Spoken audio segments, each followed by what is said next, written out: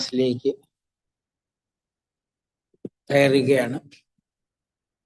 Doctor Anitha സൂചിപ്പിച്ചതുപോലെ ഇന്ന് April 10 world homoeopathic day ആയിട്ട് ആഘോഷിക്കുന്ന ദിവസമാണ്.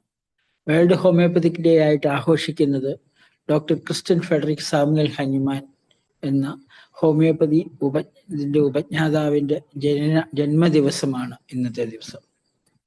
അതിലൊരു ഹോമിയോപ്പത്സ് എന്ന നിലയിൽ തീർച്ചയായിട്ടും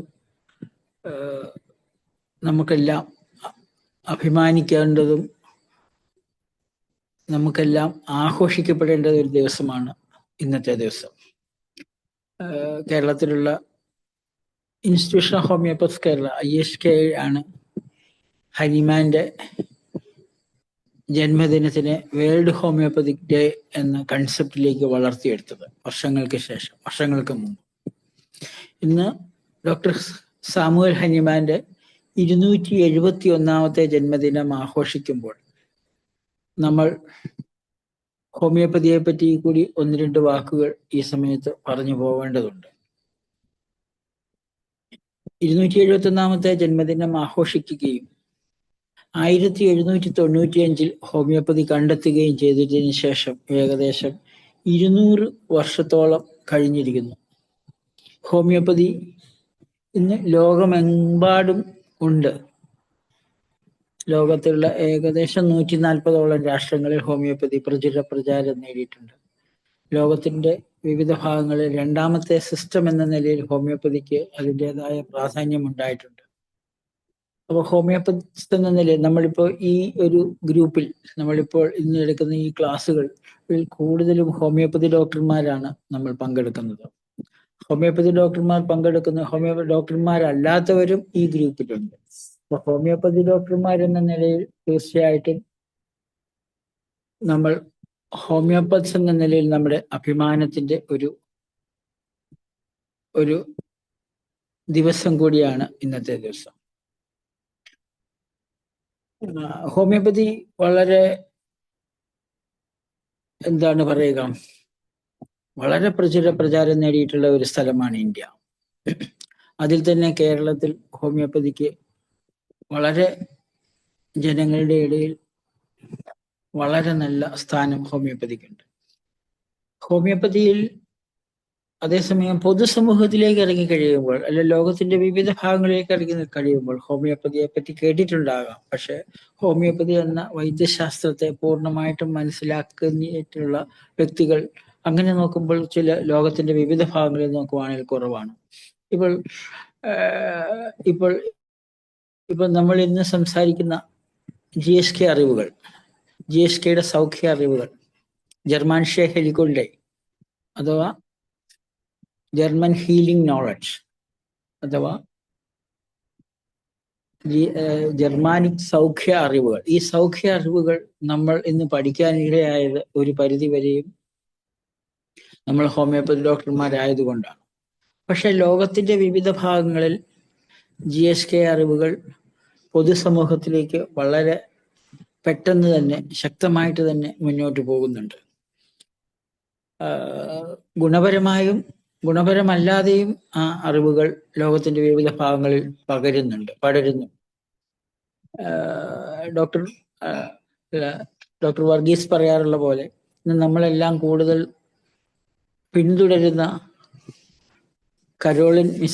ഡോക്ടർ കരോളിൻ മാർക്കൊലിന്റെ learninggnm.com എന്ന വെബ്സൈറ്റിൽ അതുപോലെ അതിൽ പ്രധാനമായിട്ട് പറഞ്ഞിരിക്കുന്ന ഒരു കാര്യമുണ്ടായിരുന്നു. ഈ ഡോക്ടർ റൈക്കി ജിയേഡ് ഹാമർ കണ്ടുപിടിച്ച ഈ ജർമാൻഷ്യ ഹെലിക്കുണ്ടെ അല്ലെങ്കിൽ ഈ സൗഖ്യ അറിവുകൾ പലപ്പോഴും പല വ്യക്തികളും ലോകത്തിന്റെ വിവിധ ഭാഗങ്ങളിൽ അവരവരുടേതായ നേട്ടങ്ങൾക്കായിട്ട് മാത്രം പ്രചരിപ്പിച്ചിട്ടുണ്ട്. കാരണം ഡോക്ടർ ഹാമർ എന്ന പേര് പറയാതെ, അതല്ലെങ്കിൽ ഡോക്ടർ ഹാമറിന്റെ കണ്ടുപിടുത്തമാണ് എന്നുള്ള കാര്യം ഡിസ്ക്ലോസ് ചെയ്യാതെ തന്നെ പല ബുക്കുകളും അങ്ങനെ അറിയണം. അങ്ങനെ ഒരു ബുക്കാണ് ബയോജീനിയോളജി എന്ന് പറഞ്ഞൊരു ഫ്രഞ്ച് ഓതർ എഴുതിയിട്ടുള്ള ആ ബുക്ക് എൻ്റെ കൈവശമുണ്ട്. ബയോജീനിയോളജി. അത് വായിക്കുന്നവർക്ക് എല്ലാവർക്കും പെട്ടെന്ന് തോന്നും ഇത് എവിടെ നിന്ന് കിട്ടി എന്ന്. പക്ഷെ അതിനുശേഷം ഇപ്പോൾ ലോകത്തിന്റെ വിവിധ ഭാഗങ്ങളിൽ ധാരാളം ബുക്കുകൾ ഇറങ്ങിയിട്ടുണ്ട്. അതിൽ ഏറ്റവും പ്രധാനപ്പെട്ടതാണ് നമ്മൾ കൂടുതൽ ആൾക്കാരും പിന്തുടരുന്ന learninggmm.com, കരോളിൻ മാർക്കൊലിൻ, ഡോക്ടർ സിജ വർഗീസിന്റെ ഗുരു ആയ കരോളിൻ മാർക്കൊലിന്റെ. അതുപോലെ തന്നെ ബിയോണ്ട് എബിൾ, അദ്ദേഹത്തിന്റെ the psychic root of disease, personally ഞാൻ പല ആൾക്കാർക്കും അതിന്റെ PDF ഒക്കെ അയച്ചു കൊടുത്തിട്ടുണ്ട്. Psychic root of disease. ഇവരാരും തന്നെ ഡോക്ടർമാരായിരുന്നില്ല, മെഡിക്കൽ പ്രൊഫഷനിലുള്ളവരായിരുന്നില്ല. അപ്പം ഇന്ന് എന്തുകൊണ്ടാണ് നമ്മൾ ഹോമിയോപ്പതി ഡോക്ടർമാർ ഈ അറിവുകൾ പകടിക്കേണ്ടത് എന്നൊരു ചോദ്യം ചോദിക്കുകയാണെങ്കിൽ, ഹോമിയോപ്പതി 200 വർഷങ്ങൾക്ക് മുമ്പ് കണ്ടുപിടിക്കുക, 1701 കണ്ടുപിടിച്ചതിന് ശേഷം ഇപ്പോഴും ഹോമിയോപ്പതി എന്ന സിസ്റ്റത്തിന്റെ, ഹോമിയോപ്പതി എന്ന ശാസ്ത്രത്തിന്റെ ആഴത്തിലേക്ക് ഇറങ്ങിച്ചെല്ലാൻ സാധാരണക്കാരായ മനുഷ്യർക്ക് സാധിച്ചിട്ടില്ല. സാധാരണക്കാരായ വ്യക്തികളെ സംബന്ധിച്ചിടത്തോളം മരുന്നുകൾ എന്ന് പറഞ്ഞു കഴിഞ്ഞാൽ, ഇപ്പോൾ ഇന്ത്യയെ സംബന്ധിച്ചിടത്തോളം മരുന്നുകൾ എന്ന് പറഞ്ഞു കഴിഞ്ഞാൽ ആയുർവേദമാണ് ഒരു പരിധിവരെയും. ആയുർവേദം ഇപ്പം നൂറ്റാണ്ടുകളായിട്ട് ഇന്ത്യയിൽ പ്രചാരം സിദ്ധിച്ച ചികിത്സാ ശാസ്ത്രം എന്ന നിലയിൽ ആയുർവേദമാണ്. അപ്പോൾ ഒരു മരുന്ന് എന്ന് പറഞ്ഞു കഴിഞ്ഞാൽ എപ്പോഴും ആ തത്വശാസ്ത്രത്തിൽ, അതല്ലെങ്കിൽ ആ രീതിയിലാണ് ജനങ്ങൾ മരുന്നിനെ കണ്ടുകൊണ്ടിരുന്നത്. ലോകത്തിന്റെ മറ്റു ഭാഗങ്ങളിൽ, ലോകത്തിൽ ആ ഭാഗത്ത് അല്ലെങ്കിൽ ആ പ്രദേശത്ത് നിലനിന്നിരുന്ന ചികിത്സാ സമ്പ്രദായങ്ങൾ അതിൻ്റെതായ രീതികളിലാണ് പിന്തുടർന്നുകൊണ്ടിരുന്നത്. അപ്പോൾ ആ സന്ദർഭത്തിലാണ് ഡോക്ടർ സാമുവൽ ഹനിമാൻ ഹോമിയോപ്പതി കണ്ടുപിടിക്കുകയും ഹോമിയോപ്പതിയിൽ 1795 ഒരു പുതിയ സിസ്റ്റം എന്ന നിലയിൽ അത് ലോകത്തിന്റെ മുന്നിൽ അവതരിപ്പിക്കുകയും ചെയ്തു. പക്ഷെ 200 വർഷങ്ങൾക്ക് ശേഷവും ഇന്ന് ലോകത്തിൽ ഒരിടത്തും ആഘോഷിക്കാത്ത രീതിയിൽ കേരളത്തിൽ 1995 ബൈസെന്റിൻ ISKയുടെ മേൽനോട്ടത്തിൽ ബൈസെന്റിനറി സെലിബ്രേഷൻസ് ആഘോഷിച്ചു. ഹോമിയോപ്പതി പൊതുസമൂഹത്തിലേക്ക് അല്ലെങ്കിൽ ജനങ്ങളുടെ ഇടയിലേക്ക് കൂടുതൽ ഇറങ്ങി വരുന്നതിനായിട്ട്. അപ്പോൾ ഇതിന്റെ എല്ലാം ഫലമായിക്കൊണ്ട് ഒരു ഹോമിയോപ്പതി അവബോധമുള്ള ഒരു സമൂഹത്തെ സൃഷ്ടിക്കുന്നതിന് ഇന്ത്യയിൽ തീർച്ചയായിട്ടും ഹോമിയോപ്പതി സമൂഹത്തിന് സാധിച്ചിട്ടുണ്ട്. അതിൽ കൽക്കട്ട, പശ്ചിമ ബംഗാളിലും മഹാരാഷ്ട്രയിലും കേരളത്തിലും ഇന്ന് ഹോമിയോപ്പതി വളരെ പ്രചാരം. റീസെന്റ് ആയിട്ട് കഴിഞ്ഞ 10-15 വർഷമായിട്ട് പറയുകയാണെങ്കിൽ തമിഴ്നാട്ടിലും ഹോമിയോപ്പതിക്ക് വളരെ മുന്നേറ്റം ഉണ്ടാകാൻ കഴിഞ്ഞിട്ടുണ്ട്. അപ്പോൾ ഹോമിയോപ്പതി ഒരു സ്വതന്ത്ര സിസ്റ്റം എന്ന നിലയിൽ മുന്നോട്ട് പോകുമ്പോൾ ഹോമിയോപ്പതി ഡോക്ടർമാർ എന്തിന് GSK പഠിക്കണം എന്നൊരു ചോദ്യം ചോദിക്കുകയാണെങ്കിൽ, തീർച്ചയായിട്ടും GSK ആണോ മുന്നേ നിൽക്കേണ്ട, ഹോമിയോപ്പതി ആണോ മുന്നേ നിൽക്കുന്നത് എന്നുള്ള ഒരു ചോദ്യം ചോദിച്ചു കഴിഞ്ഞാൽ ഒരു ഹോമിയോപ്പത്ത് എന്ന നിലയിൽ ഞാൻ തീർച്ചയായിട്ടും പറയും ഹോമിയോപ്പതി തന്നെയാണ് മുന്നേ നിൽക്കുന്നത്. അതിന് പ്രത്യേക കാരണമുണ്ട്. കാരണം എന്താന്ന് ചോദിച്ചു കഴിഞ്ഞാൽ, ഒരു ജീവിതകാലത്തിൽ അക്വേർഡ് ആയിട്ടുള്ള ഒരു കാരണത്തിന്, നമ്മുടെ ജീവിതകാലത്തിൽ നമുക്കുണ്ടാകുന്ന ഒരു സംഘർഷത്തിന്റെ ഫലമായിക്കൊണ്ടുണ്ടാകുന്ന രോഗങ്ങളെയാണെങ്കിൽ GSKയുടെ അറിവുകളിൽ കൂടി നമുക്ക് വളരെ പെട്ടെന്ന് തന്നെ കണ്ടെത്താൻ കഴിയും, അതിന് ഒരു പരിഹാരം കണ്ടെത്താൻ കഴിയും. അതേസമയം ഓട്ടിസ്റ്റിക് കേസുകളിൽ, അതല്ലെങ്കിൽ മെന്റലി റിട്ടാർഡഡ് ആയിട്ട്, അതല്ലെങ്കിൽ ജനിതക തകരാറുകളോടുകൂടി, ജന്മന പ്രശ്നത്തോടു കൂടി, ഇപ്പൊ അവയവങ്ങൾ ഇല്ലാതെ ജനിച്ചിട്ടുള്ള, ഇപ്പൊ തൈറോയിഡ് ഇല്ലാതെ ജനിച്ചിട്ടുള്ള, യൂട്രസ് ഇല്ലാതെ ജനിച്ചിട്ടുള്ള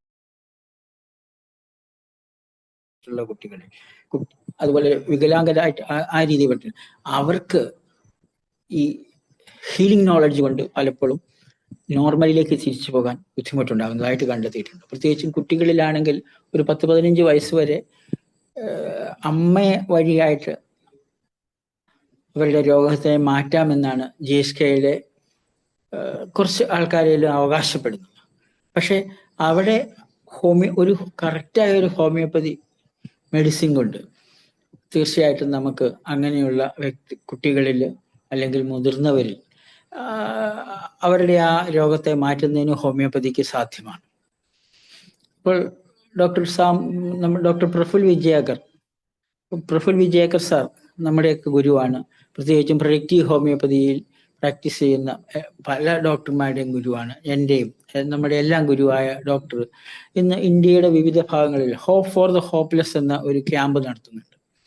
ആ ഹോപ്പ് ഫോർ ദ ഹോപ്പ്ലെസ്സിന്റെ ക്യാമ്പ് കേരളത്തിലും ഭംഗിയായിട്ട് തന്നെ നടക്കുന്നുണ്ട്. അതിൽ പല ക്യാമ്പുകളിലും ഞാൻ പങ്കെടുത്തിട്ടുണ്ട്.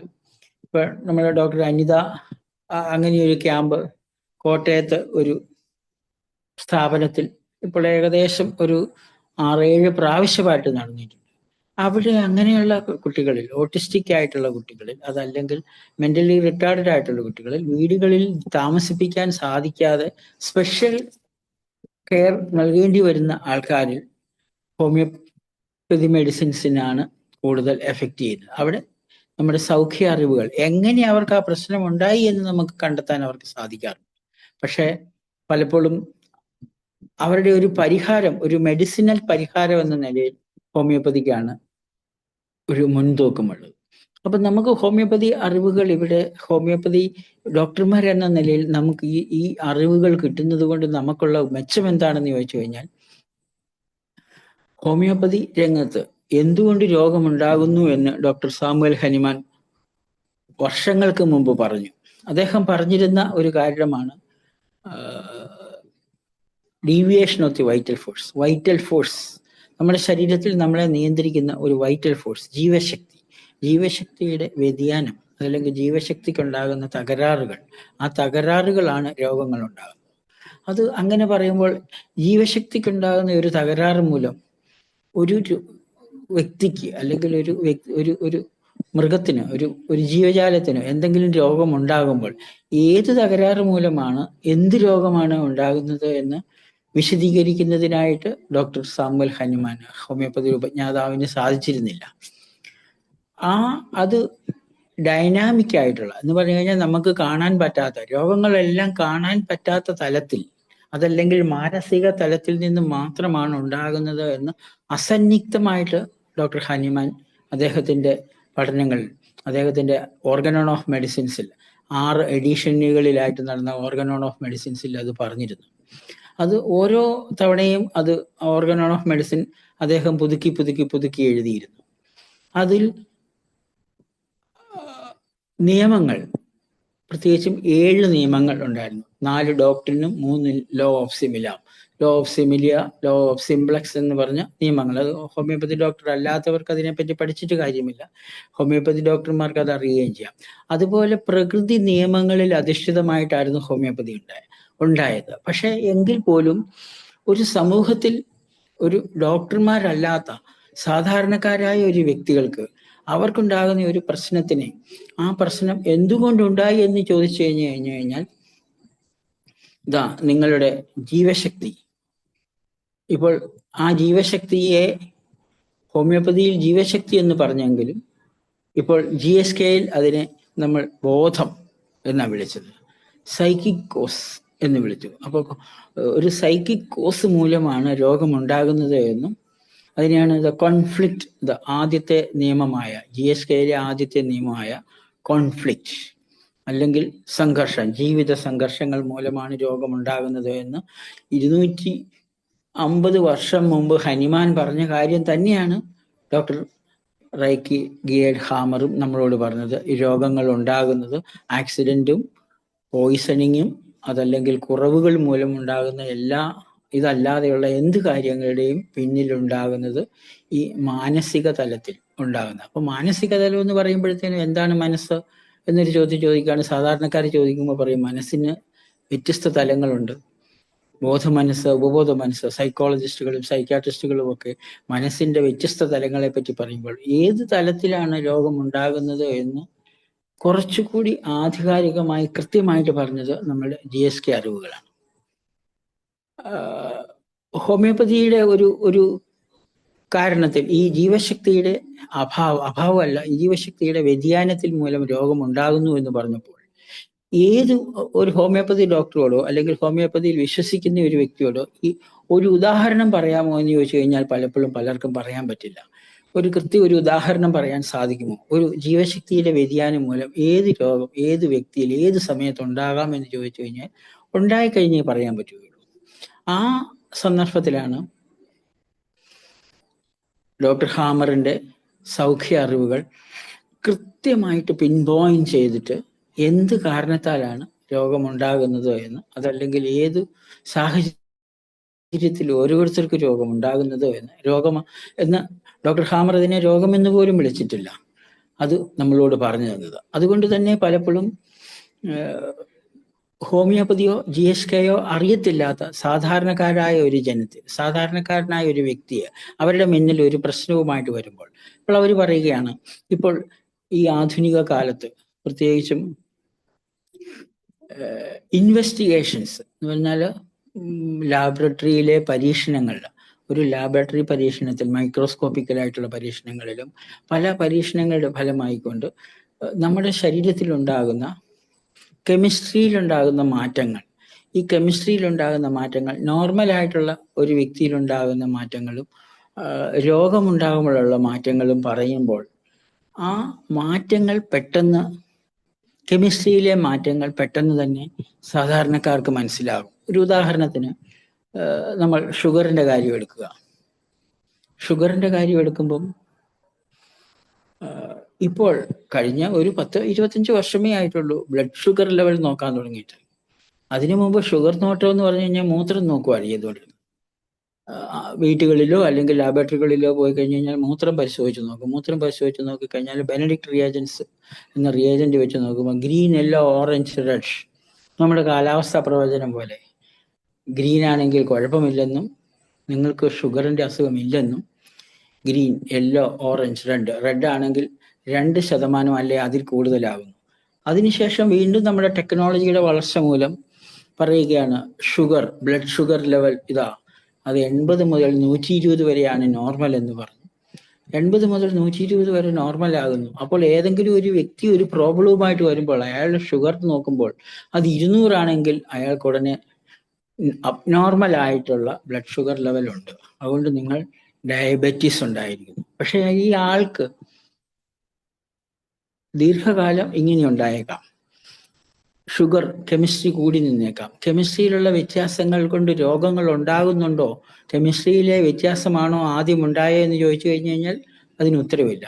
അവിടെയാണ് GSKയുടെ അറിവുകൾ, സൗഖ്യ അറിവുകൾ നമുക്ക് നമ്മുടെ മുന്നിൽ എന്ത് കാരണങ്ങൾ കൊണ്ടാണ് ഇയാളുടെ ഷുഗർ ലെവൽ കൂടിയത് അല്ലെങ്കിൽ കുറഞ്ഞത്, അതല്ലെങ്കിൽ തൈറോയിഡ് ലെവൽ അല്ലെങ്കിൽ തൈറോക്സിൻ കൂടിയത്, TSH കൂടിയത്, അല്ലെങ്കിൽ ഹോർമോൺ ലെവൽ കൂടിയത്, ഹോർമോൺ ലെവൽ കുറഞ്ഞത്. അപ്പോൾ ഈ ആധുനിക കാലത്ത് ഒരാളോട് പറയുകയാണ് നിങ്ങളുടെ കൊളസ്ട്രോൾ, മറ്റൊരു കാര്യമാണ് കൊളസ്ട്രോൾ കൂടുതലാണ് അതുകൊണ്ട് നിങ്ങൾ രോഗിയാകാം. പക്ഷെ കൊളസ്ട്രോൾ നോർമലായ ഒരു വ്യക്തിയിലും രോഗിയാകുന്നുണ്ട് എന്ന് ചോദിച്ചു കഴിഞ്ഞാൽ അതിനൊരു ഉത്തരമില്ല. അപ്പോൾ അതിനാൽ തന്നെയാണ് ഡോക്ടർ ഹാമറിന്റെ കണ്ടുപിടുത്തങ്ങൾ. രോഗങ്ങളെ പറ്റി ഡോക്ടർമാർ മാത്രമല്ല മനസ്സിലാക്കേണ്ടത്, രോഗികളും കൂടി കൃത്യമായ കാര്യങ്ങൾ മനസ്സിലാക്കിയെങ്കിൽ മാത്രമേ ഈ അവസ്ഥയിൽ നിന്ന് അവർക്ക് മുന്നോട്ട് പോകാൻ സാധിക്കുകയുള്ളൂ എന്ന വളരെ വിപ്ലവകരമായ ഒരു അറിവ് ആണ് ഡോക്ടർ ഹാമർ നമ്മുടെ മുന്നിൽ തന്നത്. ഇപ്പോൾ അതിൽ ഏറ്റവും ഒരു പ്രധാനപ്പെട്ട ഒരു കാര്യം എന്താന്ന് ചോദിച്ചു കഴിഞ്ഞു കഴിഞ്ഞാൽ സാധാരണക്കാരായ വ്യക്തികൾക്ക് ഇപ്പോൾ കൊളസ്ട്രോൾ ബ്ലഡ് നോക്കി കൊളസ്ട്രോളിൽ ട്രൈഗ്ലിസറൈഡ്, അതല്ലെങ്കിൽ LDL അല്ലെ HDL ഏതെങ്കിലും ഒന്ന് കൂടുതലോ അല്ലെങ്കിൽ കുറയല്ലോ, ഇതാണ് നിങ്ങളുടെ പ്രശ്നം. ലാബറട്ടറിയിൽ നിങ്ങൾ അത് നോക്കുന്നു, ഉടനെ അത് കൺട്രോൾ ചെയ്യാൻ, അതല്ലെങ്കിൽ ഷുഗർ ആണെങ്കിൽ അത് കൺട്രോൾ ചെയ്യാൻ, അതല്ലെങ്കിൽ കൊളസ്ട്രോൾ കൺട്രോൾ ചെയ്യാൻ ഒരു വസ്തു നൽകുന്നു. ആ വസ്തു നൽകി കഴിഞ്ഞതിന് ശേഷം ഒരു കെമിക്കൽ നൽകുന്നു, ഒരു മെഡിസിൻ നൽകുന്നു. ആ മെഡിസിൻ നിശ്ചിത ദിവസം കഴിച്ചു കഴിഞ്ഞതിന് നോക്കുമ്പോൾ നിങ്ങളുടെ ബ്ലഡ് ഷുഗർ ലെവൽ 200-ൽ നിന്നും അത് നോർമലിലേക്ക് എത്തി, നിങ്ങളുടെ രോഗം കുറഞ്ഞു. പക്ഷെ ഇയാളുടെ പ്രോബ്ലം മാറിയിട്ടുണ്ട് ഇല്ല. ആ അറിവുകളാണ് നമുക്ക് സൗഖ്യ അറിവുകളായിട്ട് വന്നത്. അവിടെ ഹോമിയോപ്പതി അറിവുകൾ എന്താണ് നമുക്ക് ലഭിച്ചത് എന്ന് ചോദിച്ചു കഴിഞ്ഞു കഴിഞ്ഞാൽ വൈറ്റൽ ഫോഴ്സിന്റെ അല്ലെങ്കിൽ ജീവശക്തിയുടെ വ്യതിയാനം മൂലമാണ് ഇത് വന്നത്.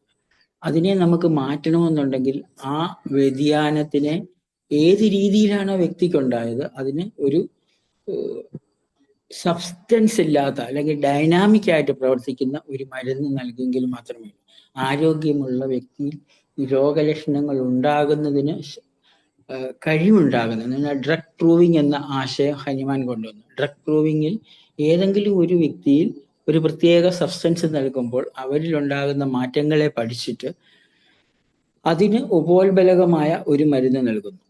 അതാണ് ഹോമിയോപ്പതി ചെയ്യുന്നത്. പക്ഷെ യഥാർത്ഥത്തിൽ GSK ഏതാണ് നൽകുന്നത്? ഒരു മെഡിസിൻ നൽകാതെ തന്നെ ഒരു പ്രോബ്ലം ഉണ്ടാകുന്നുണ്ടെങ്കിൽ ആ വ്യക്തിയോട് നമ്മൾ പറയുന്നു, ഇതാണ് നിങ്ങളുടെ പ്രശ്നത്തിന് അടിസ്ഥാന കാരണം എന്ന് പറയുന്ന ഈ മാനസികമായ ഈ വിഷയമാണ്. ഇപ്പൊ നമ്മളെല്ലാം പറഞ്ഞിരുന്നു, ഇപ്പൊ പറയുമ്പോൾ മനസ്സിലാക്കുകയാണ്. ഇപ്പൊ ഒരു സെപ്പറേഷൻ കോൺഫ്ലിക്റ്റ്, ഹോമിയോപ്പതിയിൽ സെപ്പറേഷൻ കോൺഫ്ലിക്റ്റ് എന്ന ഒരു കാര്യം പറഞ്ഞിരുന്നില്ല. അതല്ലെങ്കിൽ കണക്ടിവിറ്റി ഇഷ്യൂസിന് ഡീവാല്യുവേഷൻസ്, ഇത് ഹോമിയോപ്പതിയിൽ പറഞ്ഞിരുന്നില്ല. പക്ഷെ മനുഷ്യരെല്ലാവരും തന്നെ പറയാറുണ്ട്, ഈ പ്രശ്നങ്ങളുടെ എല്ലാം അടിസ്ഥാന കാരണമായിട്ട് നമ്മൾ ടെൻഷൻ മൂലമാണ്, അല്ലെങ്കിൽ മാനസികമായ ബുദ്ധിമുട്ട് മൂലമാണ്. ഏത് മാനസിക ബുദ്ധിമുട്ട് മൂലം എന്ത് രോഗമാണ് ഉണ്ടാകുന്നത് എന്ന് കൃത്യമായി ഒരു സിസ്റ്റത്തിനും ഇതുവരെ പറഞ്ഞു കൊടുക്കാൻ സാധിച്ചിട്ടില്ല, GSK ഒഴിച്ച്. ആ ഒരു കാര്യമാണ് GSKയിൽ കൂടി നമ്മൾ മനസ്സിലാക്കേണ്ടത്. അതിനാൽ തന്നെ എല്ലാ ഹോമിയോപ്പത്സും GSK അറിവുകൾ പഠിച്ചാൽ തീർച്ചയായിട്ടും അവരുടെ ഹോമിയോപ്പതി അറിവുകളിൽ കൂടുതലായിട്ടുള്ള ചികിത്സയിൽ കൂടുതലായിട്ടുള്ള നമുക്ക് മുന്നോട്ട് പോകാൻ സാധ്യമാണ് എന്നാണ് എനിക്ക് ഇതുവരെ കിട്ടിയിട്ടുള്ള അനുഭവത്തിൽ നിന്ന് മനസ്സിലായിട്ടുള്ളത്. എനിക്ക് മാത്രം കിട്ടിയ അറിവുകളല്ലിത്, എനിക്ക് മാത്രം കിട്ടിയ അനുഭവമല്ല. നമ്മുടെ കൂട്ടത്തിൽപ്പെട്ട പല ആൾക്കാർക്കും ഇതിനെപ്പറ്റി അറിയാം. അവരെല്ലാവരും തന്നെ അത് ഉപയോഗിക്കുന്നുണ്ട്. പക്ഷെ പലരും അത് മുന്നോട്ട് വന്ന് പറയുന്നില്ല എന്ന് മാത്രമേ ഉള്ളൂ. ഇപ്പം നമുക്ക് കഴിഞ്ഞ ദിവസങ്ങളിലൊക്കെ നമ്മൾ ഓരോ കേസുകളെ പറ്റി സംസാരിച്ചിരുന്നു. കേസുകളെ പറ്റിയൊക്കെ സംസാരിച്ചപ്പോൾ പല ആൾക്കാർക്കും അത് മനസ്സിലായിട്ടുണ്ട്. ഇപ്പൊ നമ്മൾ ഒന്നുകൂടെ ഈ GSKയുടെ അറിവുകളെ പറ്റി പറയുകയാണെങ്കിൽ, നമ്മുടെ 5 ജൈവിക നിയമങ്ങൾ, ആ 5 ജൈവിക നിയമങ്ങൾ നമ്മുടെ മുന്നിൽ വരുന്ന എല്ലാ രോഗങ്ങളിലും 5 ജൈവിക നിയമങ്ങൾ നമ്മൾക്ക് അപ്ലൈ ചെയ്യാൻ സാധിക്കും. ഒന്ന്, കോൺഫ്ലിക്റ്റ്. എല്ലാ രോഗങ്ങളും കോൺഫ്ലിക്റ്റിനാൽ ഉണ്ടാകുന്നു. രണ്ട് phase, 2 phase of the disease. ഒന്ന് ഒരു കോൺഫ്ലിക്റ്റ് ആക്റ്റീവ് ഫേസും പിന്നെ ഒരു ഹീലിംഗ് ഫേസസ്. കോൺഫ്ലിക്റ്റ് ആക്റ്റീവ് ഫേസിൽ ഹീലിംഗ് ഉണ്ടായി കഴിയുമ്പോൾ നമ്മുടെ മനസ്സിൽ തന്നെയാണ് ഹീലിംഗ് ഉണ്ടാകുന്നത്. മനസ്സിൽ തന്നെ ഹീലിംഗ് ഉണ്ടാകുമ്പോൾ ഒരു ഹീലിംഗ് ഫേസും ഉണ്ടാകുന്നു.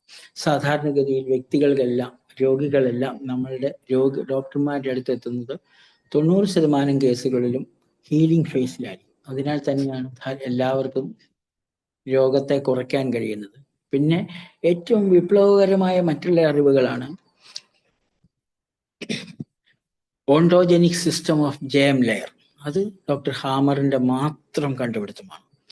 അതായത് ജെം ലെയറുകൾ നമ്മുടെ ശരീരം ഉണ്ടായിരിക്കുന്ന 3 ജെർമിനൽ, അതായത് വിത്ത് കോശങ്ങളിൽ നിന്നാണ് ശരീരം ഉണ്ടായിരിക്കുന്നത് എന്ന് വളരെ ഒരു സൈഗോട്ട് ഫോം ചെയ്ത അന്ന് മുതൽ തന്നെ വിത്തുകോശങ്ങൾ ശരീരത്തിൽ ഒരു ബ്ലാസ്റ്റോസിസ്റ്റ് എന്ന രീതിയിൽ ഫോം ചെയ്യുമ്പോൾ എക്ടോഡേം, എൻഡോഡേം, മീസോഡേം എന്ന 3 വിത്തുകോശങ്ങളിൽ നിന്നാണ് നമ്മുടെ ശരീരങ്ങൾ മുഴുവൻ ഉണ്ടായിരിക്കുന്നത് എന്നും ഓരോ വിത്തുകോശത്തിൽ നിന്നും ഉണ്ടായ അവയവത്തിന് ഒരു പ്രത്യേക രീതിയിൽ മാത്രമാണ് അത് പ്രതികരിക്കുക എന്നുള്ളതും, ആ പ്രതികരണം നമുക്ക് മനസ്സിലാക്കി കഴിഞ്ഞു കഴിഞ്ഞാൽ അതനുസരിച്ചിട്ട് നമുക്ക് അവരെ സുഖപ്പെടുത്താൻ സാധിക്കുമെന്നുള്ള വളരെ വിപ്ലവകരമായ ഒരു അറിവ്.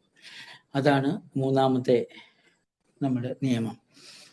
4ാമത്തെ നിയമം ദ ഓണ്ടോജനിക് സിസ്റ്റം ഓഫ് മൈക്രോബ്സ്. ഓരോ ജെം ലെയറിൽ നിന്നുണ്ടാകുന്ന രോഗത്തിനും ഓരോ തരത്തിലുള്ള മൈക്രോബ്സിന്റെ പ്രസൻസ് ഉണ്ട് എന്നുള്ള അറിവാണ് 4ാമത്തെ അറിവ്. ഉദാഹരണത്തിന് എൻഡോഡെർമൽ ഫംഗസും എക്ടോഡെർമൽ വൈറസും മീസോഡെർമിൽ ബാക്ടീരിയയും വൈറസും കൂടെ കൂടിക്കലർന്ന ഇതുമാണുള്ളത്. അതൊക്കെ നമുക്ക് കൂടുതലായിട്ട് വായിച്ച് നമുക്ക് പഠിച്ച് മനസ്സിലാക്കേണ്ട ഒരു വിഷയങ്ങളാണ് അത്. 5ാമത്തെ ജൈവിക നിയമമാണ് ഇത്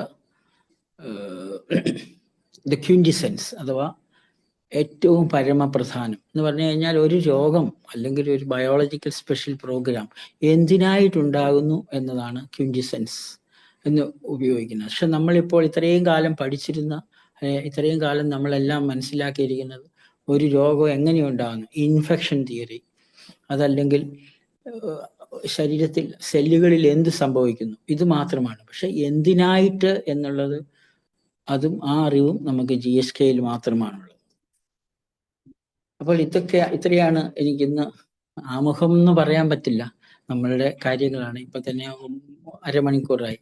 അപ്പോൾ ഇത്രയും ആമുഖത്തിൽ കൂടി പറഞ്ഞു പോകുന്നത് അതുകൊണ്ടാണ് ഹോമിയോപ്പതി ഡോക്ടർമാർ ഇത് മനസ്സിലാക്കണമെന്ന് ഞാൻ പറയുന്നത്. കാരണം ഹോമിയോപ്പതി ഡോക്ടർമാർക്ക് മാത്രമാണ് മാനസികമായ കാര്യങ്ങളിൽ ചികിത്സിക്കുന്നുള്ളത്. അതായത് മാനസികമായ വ്യക്തിയുടെ സ്വഭാവത്തിനനുസരിച്ച്. കാരണം ഒരു പനി വന്നു കഴിഞ്ഞു കഴിഞ്ഞാൽ ഒരു പനിക്ക് പോലും ഹോമിയോപ്പതി ഡോക്ടർമാർ വ്യത്യസ്ത മരുന്നുകളാണ് നൽകുന്നത്. കുളിരുള്ള ഒരാൾക്ക് കൊടുക്കുന്ന മരുന്നല്ല ചൂടുള്ള ഒരാൾക്ക് കൊടുക്കുന്നത്. ചൂടെന്ന് പറഞ്ഞാൽ ഹോട്ടായിട്ടുള്ളവർ. ദാഹമുള്ളയാൾക്ക് കൊടുക്കുന്നതല്ല ദാഹമില്ലാത്തയാൾക്ക് കൊടുക്കുന്നത്. പനി വന്നു കഴിഞ്ഞാൽ ഉറങ്ങുന്നയാൾക്ക് കൊടുക്കുന്ന മെഡിസിൻ അല്ല പനി വന്നു കഴിഞ്ഞാൽ ഉറക്കമില്ലാത്തവർക്ക് കൊടുക്കുന്നത്. അപ്പം ഇതെല്ലാം ഓരോ തരത്തിലുള്ള വ്യക്തിയുടെ പ്രത്യേകതകളാണ്. ഈ വ്യക്തിയുടെ പ്രത്യേകതകൾ മനസ്സിലാക്കിയാണ് ഹോമിയോപ്പതിയിൽ മരുന്ന് കൊടുക്കുന്നത്. പക്ഷെ അതിൽ നിന്നും വ്യത്യസ്തമായിട്ടാണ് GSK അറിവുകൾ. അതിൽ തന്നെ നമുക്ക് കണ്ടിരിക്കുന്ന ലക്ഷണങ്ങൾ എന്ന് പറഞ്ഞു കഴിഞ്ഞാൽ വ്യക്തിയിലെ ടെമ്പറേച്ചർ ഉണ്ടാവുക, അതല്ലെങ്കിൽ വേദന ഉണ്ടാവുക, ഇതെല്ലാം ഒരു ഹീലിംഗ് സിംറ്റംസ് ആണ് എന്നാണ് GSKയുടെ അറിവുകൾ. അപ്പൊ നമുക്ക് ഇന്ന് ഏതെങ്കിലും ഒരു കേസിനെ പറ്റി നമുക്ക് സംസാരിക്കാം. ഒരു കേസിനെ പറ്റിയോ അതല്ലെങ്കിൽ ഒരു കോൺഫ്ലിക്റ്റിനെ പറ്റി നമുക്ക് ഇന്ന് സംസാരിക്കാം. അപ്പൊ ഞാൻ ഇന്ന് ഉദ്ദേശിക്കുന്നത് ഏതെങ്കിലും ഒരു കോൺഫ്ലിക്റ്റിനെ പറ്റി നമുക്ക് കൂടുതലായിട്ട് സംസാരിച്ചുകൊണ്ട് ഇന്നത്തെ ക്ലാസ് നമുക്ക് നിർത്താം. ഏതെങ്കിലും ഒരു കേസിനെ പറ്റി ആർക്കെങ്കിലും ഒന്ന് പറയാനുണ്ടെങ്കിൽ, ആരുടെയെങ്കിലും ഒരു സംശയമായിട്ട് ചോദിക്കുകയാണെങ്കിൽ നമുക്ക് ഇപ്പോൾ തന്നെ അത് പറയാൻ പറ്റും. ആർക്കെങ്കിലും അങ്ങനെ ഏതെങ്കിലും ഒരു കാര്യത്തെ പറ്റി ഒരു ചോദ്യമുണ്ടോ? ഉണ്ടെങ്കിൽ അൺമ്യൂട്ട് ആക്കിയിട്ട് ചോദിക്കാം. അതനുസരിച്ചിട്ട് നമുക്ക് മുന്നോട്ട് പോകാൻ പറ്റും.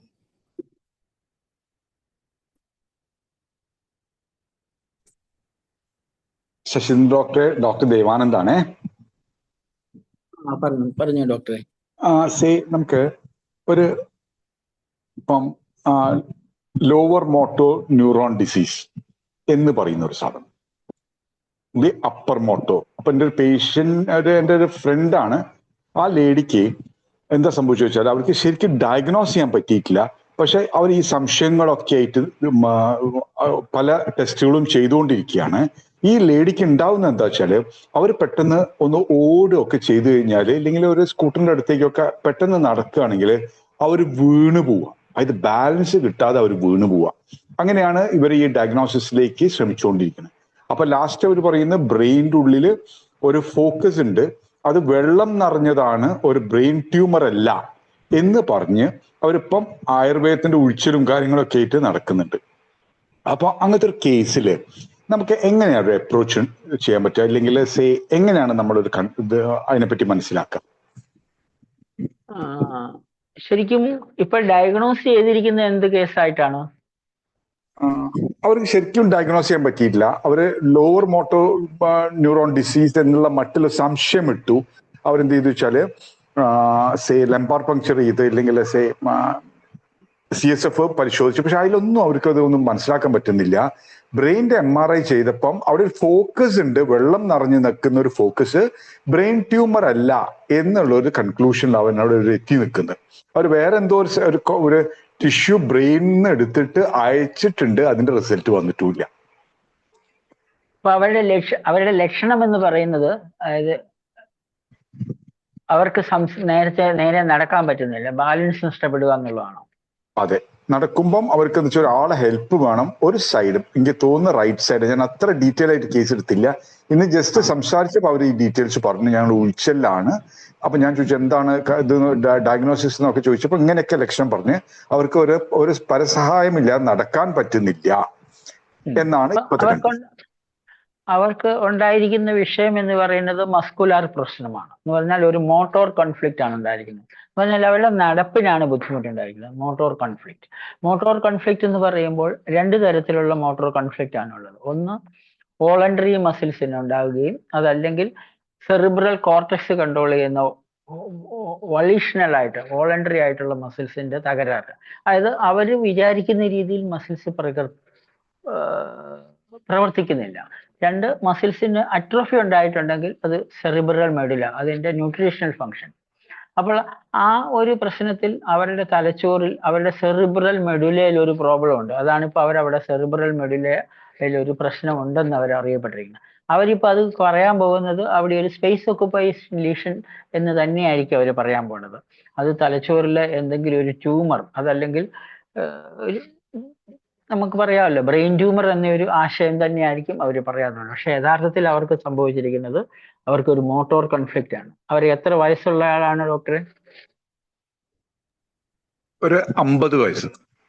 50 വയസ്സ്. അവരുടെ ജീവിതത്തിൽ അവർക്ക് സ്റ്റക്കായി എന്ന് പറഞ്ഞു കഴിഞ്ഞാൽ അവർക്ക് ഇനി മുന്നോട്ട് പോകാൻ പറ്റുന്നില്ല എന്ന രീതിയിലാണ്. അത് ശരിക്കും ഇങ്ങനെയുള്ള സന്ദർഭങ്ങളിൽ MRIയുടെ കാര്യത്തിലോ അല്ലെങ്കിൽ CT സ്കാനിന്റെ കാര്യത്തിലോ അല്ല നമ്മൾ അന്വേഷിക്കേണ്ടത്. അവർക്ക് എന്താണ് സംഭവിച്ചത്? അപ്പൊ അവർക്ക് അവരുടെ മസിൽസിനാണ് പ്രശ്നം ഉണ്ടായിരിക്കുന്നത്. തീർച്ചയായിട്ടും ആ ഭാഗമാണ് നമ്മൾ അന്വേഷിക്കേണ്ടത്. ഇപ്പൊ ഡോക്ടർ പറഞ്ഞ ആ കേസ് വെച്ച് നോക്കുവാണെങ്കിൽ അതൊരു ഇപ്പോൾ ഇന്ന് നമ്മുടെ നാട്ടിലുള്ള എല്ലാവരുടെയും ഏറ്റവും പ്രശ്നമാണ് സ്ട്രോക്ക് ഉണ്ടാവുക. സ്ട്രോക്ക് എന്ന് പറയുന്നത് എപ്പോഴും സെറിബ്രൽ കോർട്ടക്സിനെ അഫക്റ്റ് ചെയ്യുന്ന രണ്ട് തരത്തിലുള്ള സ്ട്രോക്കുകളാണുള്ളത്. ഒന്നൊരു ഹെമറേജിക് സ്ട്രോക്കും ഇസ്കീമിക് സ്ട്രോക്കും. നമ്മളിപ്പോൾ പഠിച്ചിരിക്കുന്ന ഹെമറേജിക് സ്ട്രോക്ക് എന്നും ഇസ്കീമിക് സ്ട്രോക്ക് എന്നാണ്. അല്ലെങ്കിൽ അതിനെ നമുക്ക് GSKയുടെ ഭാഷയിൽ പറയുകയാണെങ്കിൽ ഒന്ന് ഗ്രേ സ്ട്രോക്കും ഒന്ന് റെഡ് സ്ട്രോക്കും. റെഡ് സ്ട്രോക്ക് എന്ന് പറഞ്ഞാൽ ഒരു ബ്ലീഡിങ് ഉണ്ടായിട്ടുള്ളത്, മറ്റേത് ഇസ്കീമിയ ഉണ്ടായിട്ടുള്ളത്.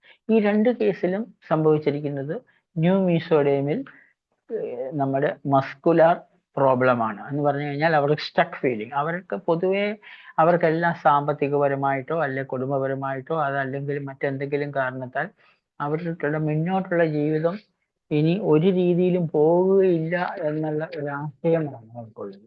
അതിനാൽ തന്നെ അവർക്ക് ഇനി മുന്നോട്ട് പോകാൻ കഴിയില്ല. അപ്പൊ അതോടുകൂടി അവര് സ്റ്റക്കായി പോയി. അപ്പൊ അത് ചില വ്യക്തികൾക്കാണെങ്കിൽ ഒരു മോണോപ്ലേജിയ, കൈകാലുകൾക്ക് മാത്രമാകാം, റൈറ്റ് സൈഡ് മാത്രമാകാം, ലെഫ്റ്റ് സൈഡ് മാത്രമാകാം, ഏത് സൈഡാണ്. ചിലപ്പോൾ ഒരു വൺ സൈഡഡ് ആയിരിക്കാം, ചിലപ്പോൾ ഒരു കൈക്ക് മാത്രമായിരിക്കും, അതൊക്കെ കാലിന് മാത്രം. ചിലരിൽ അത് ഫേഷ്യൽ മസിൽസ് ആയിരിക്കാം. ഫേഷ്യൽ മസിൽസ് ആണെങ്കിൽ നമ്മൾ ഫേഷ്യൽ പാൾസി എന്ന് വിളിക്കുന്നു. ഫേഷ്യൽ പാൾസി എന്ന് പറയുമ്പോൾ എൻ്റെ മുഖം നഷ്ടപ്പെട്ടു. ഓരോ ഇതെല്ലാം ശരിക്കും പറഞ്ഞു കഴിഞ്ഞാൽ സെൽഫ് ഡീവാലുവേഷനും കൂടി ഉണ്ടാകുന്നുണ്ട് ഈ സന്ദർഭങ്ങളിൽ. അതിനാൽ ഇങ്ങനെയുള്ള കേസുകളിൽ കുറച്ചുകൂടെ ഒന്ന് വിശദമായിട്ട് ചോദിക്കുന്നത് നല്ലതായിരിക്കും കേട്ടോ ഡോക്ടറെ. ഓക്കെ, ഞാൻ കേസ് ശരിക്കും എടുത്തിട്ടില്ല. ഞാൻ ജസ്റ്റ് ഒരു പ്രിവ്യൂ മാത്രം എനിക്ക് കിട്ടിയിട്ടുള്ളൂ. അപ്പൊ അത് മസ്കുലാർ പ്രോബ്ലമാണ്, സെൽഫ് മോട്ടോർ കോൺഫ്ലിക്റ്റ് ആണ്. അതായത് മൂവ്മെന്റിൽ ഒരു പ്രശ്നം വന്നിട്ടുണ്ടെങ്കിൽ അത് മോട്ടോർ കോൺഫ്ലിക്റ്റ് ആണ്. പക്ഷെ സെൽഫ് ഡീവാലുവേഷൻ ആണ് അത്. അതിന്റെ മസിൽസിൽ അട്രോഫി ഉണ്ടായിട്ടുണ്ടെങ്കിൽ സെൽഫ് ഡീവാലുവേഷൻ ആണ്. കണക്റ്റീവ് ടിഷ്യൂസ് എന്ന് പറയുമ്പോൾ നമ്മുടെ ശരീരത്തിലെ കണക്റ്റീവ് ടിഷ്യൂസ് ധാരാളമുണ്ട്. സംയോജക കലകൾ എന്നറിയപ്പെടുന്ന കണക്റ്റീവ് ടിഷ്യൂസ്, ഫാറ്റ് ടിഷ്യൂസ് ഉണ്ട്, മസിൽസ് ഉണ്ട്, ബോൺ ഉണ്ട്, ബ്ലഡ് ഉണ്ട്, ലിംഫ് വെസൽസ് ഉണ്ട്. എല്ലാം നമ്മുടെ ശരീരത്തിലെ ഏറ്റവും പുറത്തുള്ള എക്ടോഡേമും ഏറ്റവും അകത്തുള്ള എൻഡോഡേമും കഴിഞ്ഞു കഴിഞ്ഞാൽ ബാക്കി എല്ലാം തന്നെ കണക്റ്റീവ് ടിഷ്യൂസ് ആണ്. ഈ കണക്റ്റീവ് ടിഷ്യൂസിനെ രണ്ടായിട്ടാണ് വരുന്നത്. മീസോഡേമിൽ നിന്നാണ് ഒറിജിൻ ചെയ്യുന്നതെങ്കിലും ന്യൂ മീസോഡേമും ഓൾഡ് മീസോഡേമും ഉണ്ട്. അതിൽ ന്യൂ മീസോഡേം ആണെങ്കിൽ എക്ടോഡേം പോലെയാണ് അതിന്റെ പ്രവർത്തനം, ഓൾഡ് മീസോഡേം ആണെങ്കിൽ എൻഡോഡേം പോലെയാണ് പ്രവർത്തനം. അപ്പൊ നമ്മൾ അതനുസരിച്ചിട്ട് തീർച്ചയായിട്ടും നമുക്ക് ആ കേസുകളിൽ കൂടി മുന്നോട്ട് പോകാൻ കഴിയും. ജോഗ്രൻ സിൻഡ്രോം വളരെ അട്രോഫീറ്റ് ആയിട്ടുള്ള കേസുകളൊക്കെ നമുക്ക് ഭംഗിയായിട്ട് മാനേജ് ചെയ്യാൻ പറ്റുള്ളൂ. മറ്റാർക്കും മാനേജ് ചെയ്യാൻ പറ്റാത്ത കേസുകളൊക്കെ നമുക്ക് മാനേജ് ചെയ്യാൻ സാധിച്ചിട്ടുണ്ട്. അതൊക്കെ നിങ്ങൾ പലപ്പോഴും ഡോക്ടർ വർഗീസിന്റെ പല ക്ലാസ്സുകളിൽ നിന്നും ഡോക്ടർ പറയുന്ന കേസുകളും ഞാൻ പറഞ്ഞിട്ടുള്ള കേസുകളും ഒക്കെ നിങ്ങൾക്ക് മനസ്സിലായിട്ടുണ്ടെന്ന് കരുതുന്നു. ഇപ്പൊ ഇന്ന് എൻ്റെ അടുത്ത് വന്ന ഒരു മനുഷ്യനുണ്ട്, ഇന്ന് വന്നതായിരുന്നു. അദ്ദേഹം വന്നിട്ട് ഇപ്പോൾ എൻ്റെ അടുത്ത് വന്നിട്ട് ഇപ്പോൾ ഏകദേശം 4 മാസമായി. ഞാൻ ഈ കേസ് ഞാൻ ഇവിടെ പറഞ്ഞിട്ടുണ്ട്. അപ്പൊ 4 മാസം മുമ്പ് വന്ന സമയത്ത് ഇയാളുടെ ജീവിതം തന്നെ ഏകദേശം മുന്നോട്ട് പോകാൻ സാധ്യമല്ലാത്ത രീതിയിൽ അയാൾക്ക് ശ്വാസം മുട്ടൽ, എന്നും ശ്വാസം മുട്ടൽ ഉണ്ടായപ്പോൾ മുതൽ 41 വർഷമായ ശ്വാസം മുട്ടൽ.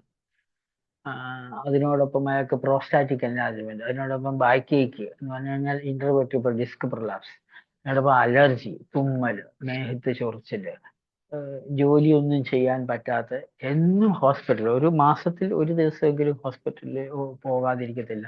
ഒരു 2 മാസം 3 മാസം കൂടുമ്പോൾ ഒരു 15 ദിവസമെങ്കിലും ഹോസ്പിറ്റലൈസ് ചെയ്യപ്പെടുന്ന ഒരു അവസ്ഥയിൽ നിന്നും അയാളുടെ ഏറ്റവും വലിയ പ്രശ്നമായിട്ടുണ്ടായിരുന്നത് അയാൾക്ക് ശ്വാസം മുട്ടൽ എന്ന് പറയുമ്പോൾ, ശ്വാസം മുട്ടൽ എന്ന് പറയുമ്പോൾ ലങ് ആൽവിയോളയാണ്, ഫിയർ ആണ് എന്ന് പറഞ്ഞു കഴിഞ്ഞാൽ ഡെത്ത് ഫ്രൈറ്റ്. അപ്പൊ വ്യക്തിയോട് ഞാൻ സംസാരിച്ച് അയാളുടെ ഡെത്ത് ഫ്രൈറ്റ് ഉണ്ടായിരുന്നു, അയാളുടെ സെൽഫ് ഡീവാലുവേഷൻ ഉണ്ടായിരുന്നു. ഈ 4 മാസങ്ങൾ കൊണ്ട് അയാൾ ഏകദേശം മെല്ലെ മെല്ലെ മെല്ലെ മെല്ലെ ജീവിതത്തിലേക്ക് തിരിച്ചു വരികയാണ്. അതല്ലെങ്കിൽ ഇയാൾക്കൊരു ജീവിതമേ ഇല്ലായിരുന്നു.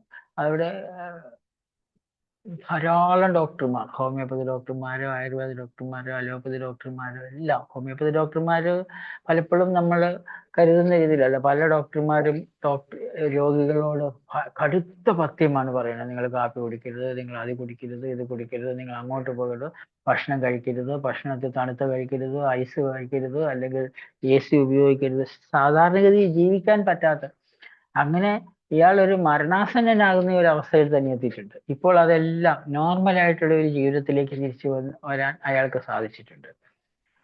അതിലെ ഏറ്റവും പ്രധാനം ഇയാളുടെ ഭയം എന്ന് പറയുന്നത് ഇയാൾക്ക് ഇല്ലാത്ത, അല്ലെങ്കിൽ അയാളുടെ വളരെ ചെറുപ്പത്തിലെ തന്നെ അമ്മയിൽ നിന്നും കിട്ടിയതാണ്. ഇനി നിങ്ങൾക്ക് ആ പ്രശ്നമില്ല. നിങ്ങൾ ഭയം മാറിയോ എന്ന് ചോദിച്ചു കഴിഞ്ഞാൽ ഭയം ഒന്നും മാറിയിട്ടില്ല. കാരണം ഇതൊന്നും ഒരിക്കലും അത്ര എളുപ്പം മാറില്ല. കാരണം നമ്മൾക്ക് കുട്ടികളിലൊക്കെ സെൽഫ് ഡീവാലുവേഷൻ എന്ന് പറയുന്നത് എപ്പോഴും ഉണ്ടാകുകയാണ്. എപ്പോഴും ഉണ്ടാകുക എന്ന് പറഞ്ഞു കഴിഞ്ഞാൽ, ഒരു കൊച്ച് ഒരു സ്കൂളിലേക്ക് പോകുന്നവർ, ആദ്യമായിട്ട് LKG-യിലേക്കോ അല്ലെങ്കിൽ ആദ്യമായിട്ട് 1-ാം ക്ലാസ്സിലേക്ക് പോകുന്ന ഒരു കുട്ടി അനുഭവിക്കേണ്ടി വരുന്ന പ്രോബ്ലംസ് ഒന്ന് നമുക്കൊന്ന് ആലോചിച്ചാൽ, നമ്മുടെ ഭാഗത്തു നിന്നല്ലാതെ കുട്ടിയുടെ ഭാഗത്തു നിന്ന് ആലോചിച്ച് നോക്കി.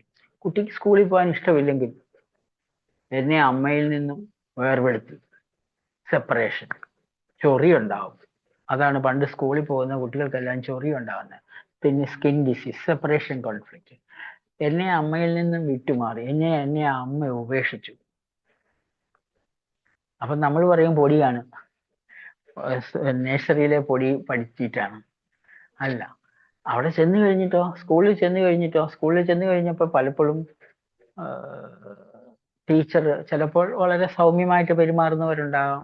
അതല്ലെങ്കിൽ സാറുമാര്, ഒരു പണ്ട് കാലത്തൊക്കെ എന്ന് പറഞ്ഞു കഴിഞ്ഞാൽ സാറുമാരെ എല്ലാം പേടിയാണ്. സാറുമാരെന്ന് പറഞ്ഞു കഴിഞ്ഞാൽ ഭയങ്കര ഭീകര രൂപികളായ, വലിയ ചൂരലുമായി നടക്കുന്ന, അപ്പോൾ ഏത് നിമിഷവും ഉപദ്രവിക്കാൻ സാധ്യതയുള്ള, ഏത് നിമിഷവും നമ്മളെ തട്ടിക്കളയാൻ സാധ്യതയുള്ള ഒരു വ്യക്തിയാണ് സ്കൂളിൽ ഇരിക്കുന്നത്. അപ്പോൾ ആ കുട്ടിയുടെ മാനസികാവസ്ഥയാണ്. ഇന്ന് ഇതെല്ലാവർക്കും ഉണ്ടാകുന്നുണ്ടോ? ഇല്ല. ഒരു മാനസികമായ വിഷമം ഉണ്ടാകുന്നത് 100-ൽ എത്ര ശതമാനം പേർക്കുണ്ടാകാം? കൂടുതൽ ആൾക്കാർക്കുണ്ടാകും. പക്ഷെ ഇതിനെയെല്ലാം അതിജീവിക്കാൻ എത്ര പേർക്ക് കഴിയാറുണ്ട്? ഒരു 5% ആൾക്കാരെങ്കിലും അതിജീവിക്കുന്നില്ല. ഓർക്കണം, നമുക്ക് 1 കോടി ആൾക്കാരുണ്ട്, 5% എന്ന് പറഞ്ഞു കഴിഞ്ഞാൽ 5 ലക്ഷം പേരാണ്. നമ്മുടെ സമൂഹത്തിൽ ഒരു നമുക്ക് കേരളത്തിലെ ജനസംഖ്യ എടുക്കുകയാണെങ്കിൽ 3.5 കോടി ജനങ്ങൾ, 3.5 കോടി ഇല്ലെങ്കിൽ 3.4 ഉണ്ടെങ്കിൽ പോലും ഒരു 2% ഉണ്ടെങ്കിലും ധാരാളം ആൾക്കാരാണ്. അപ്പോൾ കുട്ടികളെയൊക്കെ സംബന്ധിച്ചിടത്തോളം ലക്ഷക്കണക്കിന് കുട്ടികളിൽ, ഈ മാനസികാവസ്ഥയിൽ കൂടി കടന്നു പോകുന്ന കുട്ടികളിൽ എന്തെല്ലാം പ്രശ്നങ്ങളാണ് ഉണ്ടാകുക. അത് കഴിഞ്ഞതിന് ശേഷം ഒരു കുട്ടി പഠിച്ചുകൊണ്ട് പഠിച്ചുകൊണ്ട് വന്നില്ലെങ്കിൽ, നീ വീട്ടിൽ പോയിട്ട് പഠിച്ചുകൊണ്ട് വന്നില്ല, നിന്റെ തന്നെ ഇടപാട് തീർക്കും. അതുപോലെ തന്നെ പിയർ ഗ്രൂപ്പുകൾ, ഇപ്പൊ തൊട്ടടുത്ത അടുത്തിരിക്കുന്ന കുട്ടി പറയുകയാണ്, നിന്റെ എല്ലാം ഞാൻ എടുക്കും, അതല്ലെങ്കിൽ നിന്നെ ഞാൻ ഉപദ്രവിക്കും. ഇതെല്ലാം കുട്ടികളിൽ ഉണ്ടാക്കുന്ന പ്രശ്നങ്ങൾ. അതേസമയം ഇതെല്ലാം കഴിഞ്ഞിട്ടല്ലേ നമ്മൾ ഓരോരുത്തരും ഇവിടെ എത്തിയെന്ന് ചോദിച്ചു കഴിഞ്ഞാൽ എത്തിയിട്ടുണ്ട്. ധാരാളം പേർക്ക് ആ പ്രശ്നങ്ങളെല്ലാം അതിജീവിച്ചുകൊണ്ട് വന്നിട്ടുണ്ട്. പക്ഷെ പ്രശ്നങ്ങളെ എല്ലാവരും അതിജീവിക്കാൻ എല്ലാവർക്കും സാധിച്ചിട്ടില്ല. അബ്യൂസീവ് ഉണ്ടായി. ഇപ്പം ചിലപ്പോൾ നമ്മളെപ്പോഴും ഏറ്റവും വലിയ പ്രശ്നങ്ങളെയാണ് എല്ലാവരും കാണുന്നത്. ഇപ്പൊ ഉദാഹരണം പറയുകയാണെങ്കിൽ, ഒരു കൊച്ചിനെ വേറൊരു കുട്ടി തല്ലിയെന്ന് കരുതുക,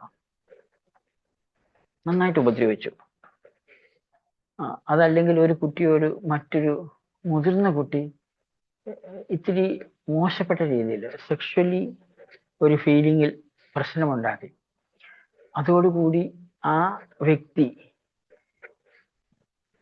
പിന്നെ ജീവിതത്തിൽ അന്നു മുതൽ വേറൊരാളായി മാറുകയാണ് ചെയ്യുന്നത്. ഒരിക്കലും തിരിച്ചു വരാൻ പറ്റില്ല. നോർമൽ ലൈഫിലേക്ക് പലരും തിരിച്ചു വരുന്നതിന് പലർക്കും ബുദ്ധിമുട്ടുണ്ടാവുകയാണ്, ആൺകുട്ടിയാണേലും പെൺകുട്ടിയാണെങ്കിലും. അതേസമയം ഒരു ഇങ്ങനെ ഉണ്ടാകുന്ന കോൺഫ്ലിക്റ്റുകൾ മൃഗലോകങ്ങളിലാണെങ്കിൽ അവര് ഇപ്പൊ ഉദാഹരണത്തിന് ഒരു ഒരു ഒരു ഒരു ജീവിയെ മറ്റൊരു ജീവി പിടിച്ചു തിന്നാനാ ഓടിക്കുന്നതെങ്കിൽ രക്ഷപ്പെട്ടെങ്കിൽ അതോടുകൂടി രക്ഷപ്പെട്ടു, ഇല്ലെങ്കിൽ അത് അതോടുകൂടി അതിന്റെ ജീവൻ നഷ്ടപ്പെട്ടു പോയി. അപ്പോൾ നമ്മൾക്ക് ഒരു പ്രശ്നമുണ്ടായാൽ ആ പ്രശ്നം തീർന്നു കഴിഞ്ഞിട്ടാണ് നമ്മൾ മാനസികമായി എല്ലാവരും കൂടി ആലോചിച്ച് ഈ പ്രശ്നങ്ങളെ വലുതാക്കുന്നത്. പലപ്പോഴും നമുക്കറിയാമല്ലോ, ഒരു മർദ്ദനം, അമ്മ കുട്ടിയെ തല്ലിയെന്ന് കരുതുക, ഒരു മുതിർന്ന കുട്ടിയാണെങ്കിൽ അമ്മ കുട്ടിയെ തല്ലിയിട്ടുണ്ടെങ്കിൽ ആ കുട്ടിയുടെ മനസ്സിലുണ്ടാകുന്നത് ഏത് രീതിയിലായിരിക്കും? അമ്മ എന്നെ തല്ലി. ആ ഒരു തല്ലല്ല യഥാർത്ഥത്തിൽ, അത് ശരീരത്തിലല്ല തല്ലുണ്ടാകുന്നത്, ബോധത്തിൽ, സൈക്കിലാണ് ഉണ്ടാകുന്നത്. അപ്പോൾ അമ്മയോട് ഏത് രീതിയിലാണ് തിരിച്ച് പ്രതികരിക്കുക? അതെല്ലാം നമുക്ക് എന്ത് പ്രോബ്ലമാണ് ഉണ്ടാകുന്നതെന്ന് പിന്നെ നിമിട്ട് മാത്രമേ അറിയാവുള്ളൂ. അതിനാൽ തന്നെ നമ്മളുടെ ചുറ്റുപാട് നടക്കുന്ന കേസുകളിൽ ഈ ഒരു കണ്ണിൽ നമുക്ക് കാണാൻ സാധിക്കാത്തത് കൊണ്ടാണ് നമ്മൾക്ക് കുട്ടികൾക്കാണെങ്കിലും മുതിർന്നവർക്കാണെങ്കിലും ധാരാളം പ്രശ്നങ്ങളുമായിട്ട് വരുന്നത്. ഇപ്പോൾ ഇതൊന്നും വേണ്ട, നമുക്ക് സാധാരണ കുടുംബിനികളെ പറ്റി പറയുകയാണെങ്കിൽ, കുടുംബത്തിൽ വീട്ടിൽ ജോലി ചെയ്തുകൊണ്ടിരിക്കുന്ന സ്ത്രീകളിൽ ഒരു ഭക്ഷണം ഉണ്ടാക്കിയ ഒരാള്, അത് ആ ഭക്ഷണം ഉണ്ടാക്കിയപ്പോൾ ഒരു കറി ഉണ്ടാക്കി, ആ കറിക്ക് ഏതെങ്കിലും ഒരു ചെറിയൊരു കുറ്റമുണ്ടായെങ്കിൽ ആ കുറ്റമുണ്ടാകുമ്പോൾ ആ കുറ്റം വേറൊരാള് വളരെ മോശമായ രീതിയിൽ ഇവരോട് പറയുമ്പോൾ ഉടനെ തന്നെ ഇവർ അതിനെ എടുക്കുക, ഞാനൊരു സാധനം ഉണ്ടാക്കി, ഇവർ അറിയാതെ പറ്റിയതാണെങ്കിലും അവിടെ ഒരു സെൽഫ് ഡീവാലുവേഷനാണ് ഉണ്ടാകുക. പല ലേഡീസിൻ്റെയും, നമ്മൾ ടെന്നീസ് എൽബോ എന്ന് പറയുന്നത്, അവരാരും ടെന്നീസ് കളിച്ചിട്ടില്ല.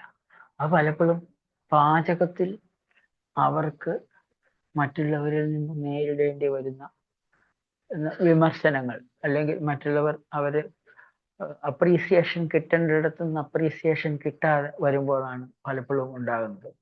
അപ്പോൾ ഈ ഒരു പ്രശ്നമുള്ള സമയത്ത് അവരുടെ മിക്കവാറും റൈറ്റ് എൽബോയിൽ സെല്ലുകൾ നഷ്ടപ്പെട്ടു, ആയതുകൊണ്ട് ആ സെല്ലുകൾ നഷ്ടപ്പെടുകയും അവർക്ക് ടെന്നീസ് എൽബോ എന്ന ഒരു കണ്ടീഷൻ ഉണ്ടാവുകയും ചെയ്യും. പക്ഷെ ഒരിക്കലും നമ്മൾ ചോദിക്കും കഴിയുമ്പോൾ ഇതാരും പറയില്ല. അതുപോലെ തന്നെ പല സ്ത്രീകളിലും നമുക്ക് കോൺഫ്ലിക്റ്റുകളായിട്ട് വന്നിട്ടുള്ള അവർ ഒരിക്കലും രഹസ്യമായിട്ട് വെച്ചിരിക്കുന്ന പല കാര്യങ്ങളും നമുക്ക് പറയാൻ പോലും പറ്റില്ല. അങ്ങനെ പറഞ്ഞു കഴിഞ്ഞാൽ പോലും അവരത് സമ്മതിക്കില്ല. അപ്പൊ നമുക്ക് ഈ ഒരു അറിവുകൾ എന്ന് പറയുന്നത് നമ്മൾ കരുതുന്നതല്ല, ഇത് വളരെ വളരെ വലുതാണ്. അപ്പൊ ഈ ഒരു ഹെഡിങ്ങിൽ കൂടി നമ്മൾ മുന്നോട്ട് പോകേണ്ടത്. ഇപ്പൊ ഉദാഹരണത്തിന് സെപ്പറേഷൻ എന്നത്, എക്ടോഡേമിലെ സെപ്പറേഷൻ കോൺഫ്ലിക്റ്റ്, എക്ടോഡേമിലെ സെക്ഷൽ കോൺഫ്ലിക്റ്റ്, എക്ടോഡേമിലെ ടെറിട്ടോറിയൽ കോൺഫ്ലിക്റ്റ്, ഈ 3 കോൺഫ്ലിക്റ്റിനെ പറ്റി നമ്മൾ ആഴത്തിൽ മനസ്സിലാക്കേണ്ടതുണ്ട്. എക്ടോഡേമൽ ഒറിജിൻ ഉണ്ട്. അതുപോലെ തന്നെ കണക്റ്റീവ് ടിഷ്യൂസിലെ സെൽഫ് ഡീവാലുവേഷൻ കോൺഫ്ലിക്റ്റ്. ഈ സെൽഫ് ഡീവാലുവേഷൻ കോൺഫ്ലിക്റ്റും സെപ്പറേഷൻ കോൺഫ്ലിക്റ്റുകളും ആണ് നമ്മൾ ഏറ്റവും കൂടുതൽ നമ്മുടെ ഇന്ന് സമൂഹത്തിലുള്ളത്. സ്ത്രീകളിലൊക്കെ ആണെങ്കിൽ എല്ലാവരുടെയും നടുവേദന, മസ്കുലാർ പെയിൻ, ഇപ്പോൾ ഫൈബ്രോമയാൾജിയ, ഇതെല്ലാം തന്നെ ഈ സെൽഫ് ഡീവാലുവേഷന്റെ ഫലമായിക്കൊണ്ടാണ്. സെൽഫ് ഡീവാലുവേഷനെ പറ്റി നമുക്ക് പറഞ്ഞു കഴിഞ്ഞാൽ എവിടെയാണ് തുടങ്ങേണ്ടത്, എവിടെയാണ് അവസാനിപ്പിക്കേണ്ടത് എന്ന് പോലും പറയാൻ പറ്റാത്ത അത്രയും മേഖലകളിൽ, അത്രയും സാഹചര്യങ്ങളിൽ സെൽഫ് ഡീവാലുവേറ്റഡ് ആവും. അതെല്ലാം നമുക്ക് ഒരു പരിധി വരെ മാത്രമേ നമുക്ക് രോഗം എന്ന അവസ്ഥയിലേക്ക് പോകുന്നുള്ളൂ. പക്ഷെ രോഗം എന്ന അവസ്ഥയിലേക്ക് പോകുന്നത് വളരെ കുറച്ച് ആൾക്കാരാണെങ്കിലും ഒത്തിരി മനുഷ്യർ അതിൻ്റെ എഫക്റ്റ് അനുഭവിക്കേണ്ടി വരുന്നുണ്ട്. അപ്പോൾ അത് തിരിച്ചറിയുക എന്നുള്ളതാണ് ഒരു GSK പ്രാക്ടീഷണറെ സംബന്ധിച്ച് ഏറ്റവും പ്രധാനപ്പെട്ട കാര്യം. ഒരു ഹോമിയോപ്പത്തിനാണെങ്കിലും അത് വളരെ പ്രധാനമാണ്. കാരണം നമുക്ക് അവരെ ഒന്ന് പലപ്പോഴും അവരുടെ ജീവിതത്തിലെ ആ പ്രശ്നത്തിനകത്ത് നിന്ന് അവർക്ക് ഒരിക്കലും തന്നെ രക്ഷയില്ല. കാരണം മിക്കവാറും പേരുടെ ഈ പ്രശ്നങ്ങൾ വീട്ടിലാണ്. ഇഷ്ടമില്ലാത്ത സാഹചര്യങ്ങളിൽ നിവൃത്തിയില്ലാതെ കഴിഞ്ഞു പോകുന്നു. കുട്ടികളാണെങ്കിൽ മാതാപിതാക്കളുടെ എന്താ ഒരു വയലന്റ് ആയിട്ടുള്ള ഒരു സാഹചര്യത്തിൽ, ഇപ്പം മദ്യപാനത്തിൻ്റെതായോ അല്ലെങ്കിൽ ഒരു എന്താ പറയുക മദ്യപാനത്തിന്റെ ഫലമായിക്കൊണ്ടായത് ഭാര്യാഭർത്തൃ വഴക്കുകൾ, അതല്ലെങ്കിൽ അവരുടെ കോൺഫ്ലിക്റ്റുകൾക്ക് ഇരയാകേണ്ടി വരുന്ന ഒരു കുട്ടി, ഇതെല്ലാ ദിവസവും അവനിത് കാണുകയാണ്. അപ്പം ഈ എല്ലാ ദിവസവും കാണുമ്പോൾ അവനിൽ ഉണ്ടാകുന്ന അല്ലെങ്കിൽ അവളിൽ കുട്ടികളിൽ ഉണ്ടാകുന്ന പ്രശ്നങ്ങൾ, അപ്പൊ അവര് പറയും നമുക്കിതൊന്നും നമുക്ക് ഒരു രോഗിയും പറയില്ല, മാതാപിതാക്കൾ ഇവരാരും പറയുന്നില്ല, നമുക്ക് മാത്രം കണ്ടെത്താൻ കഴിയുന്നതാണ് ഈ പ്രശ്നങ്ങൾ. അപ്പൊ നമുക്ക് ഈ ഒരു ശാഖയിൽ, ഈ ഒരു ശാസ്ത്രത്തിലുള്ള നമ്മുടെ അറിവ് എന്ന് പറയുന്നത് വേറൊരാളുടെ പ്രശ്നങ്ങൾ അവരുടെ പ്രശ്നങ്ങൾ എന്താണെന്ന് പറഞ്ഞു കഴിഞ്ഞാൽ ഒറ്റയടിക്ക് നമുക്ക് മനസ്സിലാകുന്ന ഒരു ശാസ്ത്രമാണിത്. അത് നമ്മൾ പഠിച്ച് ഇപ്പോൾ ഇതിനോടൊരു ആപ്റ്റിറ്റ്യൂഡ് ഉണ്ടെങ്കിൽ വളരെ എളുപ്പമാണ്. ഈ ആപ്റ്റിറ്റ്യൂഡ് ഇല്ലാത്ത, മെഡിക്കൽ പ്രൊഫഷനിൽ ഇല്ലാത്ത ധാരാളം ആൾക്കാർ, ഞാൻ നേരത്തെ പറഞ്ഞ ഡോക്ടർ കരോളിൻ മാർക്കൊലിൻ അല്ലെങ്കിൽ ജോൺ എബിൻ, അങ്ങനെ പല ആൾക്കാരും, ഇപ്പം ഡാനി കാരൽ എന്ന് പറഞ്ഞ, ഇപ്പം നമ്മുടെ GSKയുടെ ഗ്ലോബൽ GSKയുടെ മെന്റേഴ്സ് ആയിട്ടുള്ള പലരും, ഹോമിയോപ്പതി ഡോക്ടർമാരും അല്ലാത്ത ഡോക്ടർമാരല്ലാത്ത ആൾക്കാരെല്ലാം വളരെ ഈ ഒരു കാര്യത്തിൽ മുന്നോട്ട് പോയിട്ടുണ്ട്. പക്ഷെ നമുക്കാണ് ഏറ്റവും കൂടുതൽ എന്തെങ്കിലും ചെയ്യാൻ സാധിക്കുന്നത് ഹോമിയോപ്പതി ഡോക്ടർമാർ. ഡോക്ടർ ദേവാനന്ദ്, ചോദ്യത്തിന് ഉത്തരം ആയെന്ന് ഞാൻ കരുതുന്നു. ഓക്കെ ഡോക്ടർ, അത് എനിക്കൊരു ഗൈഡ് ലൈൻ കിട്ടി, അതിനനുസരിച്ച് ഞാൻ മുന്നോട്ട് പോവാം. Thank you very much. Okay doctor, വേറെ എന്തെങ്കിലും ചോദ്യം ഉണ്ടോ? ഇല്ല, തൽക്കാലം. അനിത ഡോക്ടറെ?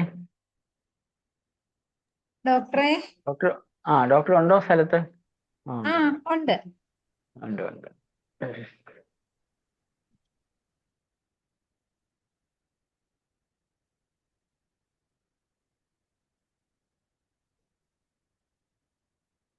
ഈ കഴിഞ്ഞ ദിവസം ഞാൻ പറഞ്ഞിരുന്ന ഒരു ലിംഫ് നോഡ് ആൻഡ് ലിംഫ് വെസൽസിൽ, പ്രത്യേകിച്ച് നോൺ ഹോട്ട്സ്കിൻസ് ലിംഫോമയെ പറ്റി കഴിഞ്ഞ ദിവസം ഞാൻ പറഞ്ഞിരുന്നു. കഴിഞ്ഞ ഒരു 2-3 ആഴ്ച മുമ്പ് ഒരു കേസ് വന്നിരുന്നത് ഞാൻ പറഞ്ഞിരുന്നെന്ന് ഓർക്കുന്നുണ്ടെന്ന് കരുതുന്നു. ആ കേസിൽ ആദ്യത്തെ ദിവസം തന്നെ ആ വ്യക്തിക്കുണ്ടായിരുന്ന ഫ്രോണ്ടൽ ഫിയർ കോൺഫ്ലിക്റ്റ് ആയിരുന്നു. ഫ്രോണ്ടൽ ഫിയർ കോൺഫ്ലിക്റ്റ്, അതിന് കാരണമായത് മകൾ വീട്ടിൽ വന്ന് പറഞ്ഞു, മകളും മരുമകനും, കല്യാണം കഴിച്ചു വിട്ട മകൾ മരുമകനുമായിട്ട് പിണക്കമായി അവർ ഡൈവോഴ്സ് ആകുമോ ഇല്ലയോ എന്ന് അപ്പനൊരു സംശയമുണ്ടായി. സംശയം മാത്രമേ ഉള്ളൂ. അത് പുള്ളി മനസ്സിലാക്കിയത്, പുള്ളി അതിനെ കണ്ടത് ഇമിനന്റ് ആയിട്ടുള്ള ഒരു ഡേഞ്ചർ ആയിട്ടാണ് പുള്ളി അതിനെ കണ്ടത്. ആ ഫ്രോണ്ടൽ ഫിയർ കോൺഫ്ലിക്റ്റിന്റെ ഫലമായിക്കൊണ്ട് ഇവരുടെ ലെഫ്റ്റ് സൈഡിൽ ഒരു ട്യൂമർ ഉണ്ടാകുകയും, കഴുത്തിൽ ഒരു ട്യൂമർ ഉണ്ടാകുകയും, അത് ഒരു FNAC ടെസ്റ്റിലും പിന്നെ ഒരു ബയോപ്സി ടെസ്റ്റിലും അത് നോൺ ഹോട്ട്സ്കിൻസ് ലിംഫോമയാണ്, അതൊരു ക്യാൻസർ ആണ് എന്ന് കണ്ടെത്തി. അതിനുശേഷം റേഡിയേഷൻ നടത്തി, ഒരു തവണ കീമോതെറാപ്പി നടത്തി. ശേഷമാണ് എൻ്റെ അടുത്തെത്തിയത്. എങ്കിലും ആ വ്യക്തി വളരെയധികം മാനസികമായി തകർന്നു പോയി ഒറ്റ മാസങ്ങൾ കൊണ്ട്. ഞാൻ ഒരു 2 പ്രാവശ്യത്തെ സിറ്റിങ്ങിൽ കൂടി, അല്ലെ 2 പ്രാവശ്യത്തെ കാര്യങ്ങളെല്ലാം പറഞ്ഞ് മനസ്സിലാക്കുന്നതിൽ കൂടി അയാൾക്ക് ഉറക്കമായി, ഭക്ഷണമൊക്കെ കഴിക്കാൻ തുടങ്ങി. ഇപ്പോൾ മെല്ലെ അയാൾ ജീവിതത്തിലേക്ക് തിരിച്ചു കാണുക. അപ്പൊ ആ കക്ഷിക്കുണ്ടായ ഒരു പ്രശ്നമായിരുന്നു ഈ frontal fear conflict. Frontal fear conflict എന്ന് പറയുന്നത് നമ്മുടെ ബ്രേക്കിയൽ ആർച്ചസ്, ഞാൻ കഴിഞ്ഞ ദിവസം പറഞ്ഞ പോലെ ബ്രാങ്കിയൽ ആർച്ചസ് എന്ന് പറയുന്നത് ഒരു ഇൻട്രായൂട്രൈൻ ലൈഫിൽ, അതായത് ഒരു ഫിഷിന്റെ ഗിൽസ്, എയർലി ഗിൽസ് എന്ന് പറഞ്ഞാൽ നമ്മുടെ ശരീരത്തിൽ നമുക്ക് ഗിൽസിന്റെ ആവശ്യമില്ല, കാരണം നമ്മൾ വെള്ളത്തിൽ ജീവിക്കുന്നതല്ലല്ലോ. വെള്ളത്തിൽ ജീവിക്കുന്ന മത്സ്യത്തിന് വെള്ളത്തിൽ നിന്നും ഓക്സിജൻ തിരിച്ചെടുക്കുന്നത് ചെകിളകൾ വഴിയാണ്. ഈ ചെകിളകൾ ഉണ്ടാകുന്ന സെൽ മനുഷ്യനിലെ എയർലി ആയിട്ടുള്ള പീരീഡിൽ ഉണ്ടാകുന്നുണ്ട്. അതാണ് ബ്രേങ്കിയൽ ആർച്ചസ്. 6 ബ്രേങ്കിയൽ ആർച്ചസ് ഉണ്ട്. കഴുത്തിന്റെ ഇവിടെ തൊട്ട് മീഡിയാസ്റ്റൈനം വരെ 6 എണ്ണമുണ്ട്. അതിന് മോണോന്യൂക്ലിയോസിസ് എന്ന് ഉള്ള വാക്കുകളും ഇവിടെ ഉണ്ടാകുന്ന സെല്ലിൽ വരും. അത് എക്ടോഡേം ഒറിജിനാണ്. അതിനാൽ തന്നെ ഒരു കോൺഫ്ലിക്റ്റ് ഉണ്ടാകുമ്പോൾ സെൽ ലോസ് ഉണ്ടായി. അതിനുശേഷം സെൽ ലോസ് വന്നിട്ട് കോൺഫ്ലിക്റ്റ് ആക്റ്റീവ് ഫേസ് കഴിഞ്ഞിട്ട് ഹീലിംഗ് ഫേസിൽ സെൽ മൾട്ടിപ്ലിക്കേഷൻ, അതായത് അവിടെ സെൽ റിപ്ലനിഷ്മെന്റ് വരുന്നു, പുതിയതായിട്ട് കൂടി. അപ്പോൾ അവിടെ ഒരു മഴയുണ്ടായി വരും. അപ്പം ഈ വ്യക്തിക്ക് കാര്യങ്ങൾ പറഞ്ഞ് മനസ്സിലാക്കിയതോടുകൂടി അങ്ങനെ ഒരു ഫ്രോണ്ടൽ ഫിയർ എന്ന് പറഞ്ഞാൽ നമ്മുടെ മുന്നിലുള്ള fear of approaching inescapable danger, നമുക്ക് രക്ഷപ്പെടാൻ പറ്റാത്ത ഒരു അപകടം, അത് ഏത് സാഹചര്യത്തിലാണെങ്കിലും അതാണ് frontal fear conflict. Fear of approaching and inescapable danger നമ്മളിലേക്ക് വരുന്നു, coming towards us and we cannot escape from it, നമുക്കതിനകത്ത് പറ്റില്ല. അപ്പോൾ ഈ ഒരു അപകടം ഉണ്ടാകുമ്പോൾ അത് പുരുഷന്മാരിലാണ് അത് ഫ്രോണ്ടൽ ഫിയറിലാണ്. പക്ഷേ ലേഡീസിലാണെങ്കിൽ അത് പവർലെസ് കോൺഫ്ലിക്റ്റ് ആയിട്ടാണ്. എന്ന് പറഞ്ഞു കഴിഞ്ഞാൽ എനിക്കിതിനകത്ത് നിന്ന് രക്ഷപ്പെടാൻ പറ്റില്ല, പവർലെസ്നെസ് കോൺഫ്ലിക്റ്റ് ആയിട്ട് വരും. അപ്പം ഈ പവർലെസ് കോൺഫ്ലിക്റ്റ് ഉണ്ടാകുമ്പോഴും ഇത് നമുക്ക് നിയന്ത്രിക്കാൻ പറ്റില്ല. One cannot stop something bad from happening. Fear of ക്യാൻസറിലും ഇതുണ്ട്. ഏതെങ്കിലും ഒരു ക്യാൻസർ ഡയഗ്നോസിസിൽ ഉണ്ടാകുമ്പോഴും പല വ്യക്തികളിലും ഈ ഫിയർ ഓഫ് പവർലെസ് കോൺഫ്ലിക്റ്റും ഫ്രോണ്ടൽ ഫിയർ കോൺഫ്ലിക്റ്റും ഉണ്ടാകാറുണ്ട്. ഇത് രണ്ടും ഈ ബ്രൈൻഗലാർച്ചസിനോടൊപ്പം തന്നെ തൈറോയിഡ് ഡക്റ്റിനും തൈറോയിഡ് ഡക്റ്റ് എന്ന് പറയുന്നത് നമുക്ക് പഠിക്കേണ്ടതുള്ളത് തൈറോയിഡ് ഗ്ലാൻഡ് ഇൻട്രായൂട്രൈൻ ലൈഫിൽ എക്സോക്രൈൻ ഗ്ലാൻഡ് ആണ്. എന്ന് പറഞ്ഞു കഴിഞ്ഞാൽ ഡക്റ്റ് ഉള്ള ഗ്ലാൻഡായിരുന്നു. ആ ഡക്റ്റ് നഷ്ടപ്പെട്ട് പിന്നെ കുട്ടിയായിട്ട് പുറത്തു വന്നപ്പോൾ തൈറോയിഡ് ഒരു എൻഡോക്രൈൻ ഗ്ലാൻഡായിട്ട് മാറി. അതിൻ്റെ റെമനൻസ് ശരീരത്തിൽ ഇപ്പോഴും ഉണ്ട്. അതാണ് തൈറോയിഡ് ഡക്റ്റ്. അതിനും ഈ ഫ്രോണ്ടൽ ഫിയർ കോൺഫ്ലിക്റ്റും പവർലെസ്നെസ് കോൺഫ്ലിക്റ്റുമാണ്. ഇതെല്ലാം നമുക്ക് ഈ ബുക്കുകളിൽ നിന്നും വായിച്ച് കൂടുതലായിട്ട് നമുക്ക് മനസ്സിലാക്കാൻ സാധിക്കുന്നതാണ്. അപ്പോൾ ഇത് ഈ വ്യക്തിക്ക് ഈ ഒരു പ്രോബ്ലത്തിൽ നിന്നാണ് അദ്ദേഹത്തിന് നോൺ ഹോട്ട്കിൻസ് ലിംഫോമ ഉണ്ടായത്. ഭാഗ്യവശാൽ അധികം ഒറ്റ കീമോതെറാപ്പിയെ നടത്തിയുള്ളൂ. ഇപ്പോൾ കഴിഞ്ഞ ദിവസം വന്നപ്പോൾ പുള്ളി ഏകദേശം തിരിച്ചു വരുമെന്നാണ് എൻ്റെ ഒരു പ്രതീക്ഷ. കാരണം ഇപ്പോൾ പുള്ളി സംസാരിക്കാനായി, ജീവിതത്തിലേക്ക് ഇനിയിപ്പോൾ ജീവിക്കണ്ട എന്നുള്ള ഒരു തോന്നലൊക്കെ മാറിയിട്ടുണ്ട്. പക്ഷെ എങ്കിലും എൻ്റെ അടുത്ത് വന്ന് വളരെ സന്തോഷത്തോടെ, എനിക്ക് നേരത്തെ അറിയാവുന്ന ആളാണ്, വളരെ സന്തോഷത്തോടു കൂടി സംസാരിച്ചുകൊണ്ടിരുന്ന വ്യക്തി എൻ്റെ അടുത്ത് ഇരുന്നപ്പോഴും കഴിഞ്ഞ ദിവസം നമ്മൾ എന്തെങ്കിലും സംസാരിച്ചുകൊണ്ടിരിക്കുന്ന അല്ലാത്ത സമയത്ത് കുനിഞ്ഞ് ലോകത്തിനോടൊന്നും മിണ്ടാനില്ലാത്ത രീതിയിൽ ലോകത്തിൽ നിന്ന് മാറി നിൽക്കുന്ന ഒരു രീതിയിൽ ആണ് നിന്നത്. അപ്പൊ അത് കണ്ടെത്തി അതും തിരുത്തി വെച്ചിട്ടുണ്ട്. അപ്പോൾ ഇങ്ങനത്തെ പ്രശ്നങ്ങളെല്ലാം നമുക്ക് മാനേജ് ചെയ്യാൻ അതിനോടൊപ്പം ഹോമിയോപ്പതി മെഡിസിൻസ് നൽകിയിരുന്നു. അപ്പം ഇന്ന് നമ്മളിപ്പോൾ ഏകദേശം 9:56 ഇന്ന് വേൾഡ് ഹോമിയോപ്പതിക് ഡേ ആണ്. അപ്പോൾ എല്ലാവർക്കും ഡോക്ടർ ഹനിമാന്റെ ജന്മദിനത്തിന്റെ ആശംസകളും വേൾഡ് ഹോമിയോപ്പതി ഡേയുടെ ആശംസകളും നേർന്നുകൊണ്ട് ഡോക്ടർ ഹനിമാൻ നമുക്ക് നൽകിയ ഈ മഹത്തായ അറിവിനെ അതിന് ഒരു ഉപോത്ബലകമായിട്ടുള്ള, അല്ലെങ്കിൽ ആ അറിവിനെ കൂടുതൽ നല്ല രീതിയിൽ നമുക്ക് പ്രാക്ടീസ് ചെയ്യാൻ സാധിക്കുന്ന അറിവുകളാണ് ഡോക്ടർ ഹാമർ നമുക്ക് നൽകിയ സൗഖ്യ അറിവുകൾ.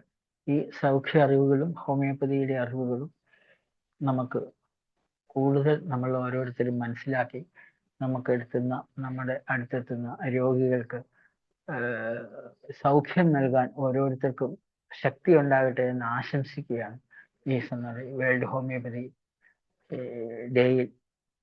ആ ആശംസ നിങ്ങൾക്ക് എല്ലാവർക്കും നേരുന്നു. കൂടുതൽ എന്തെങ്കിലും ഉണ്ടോ?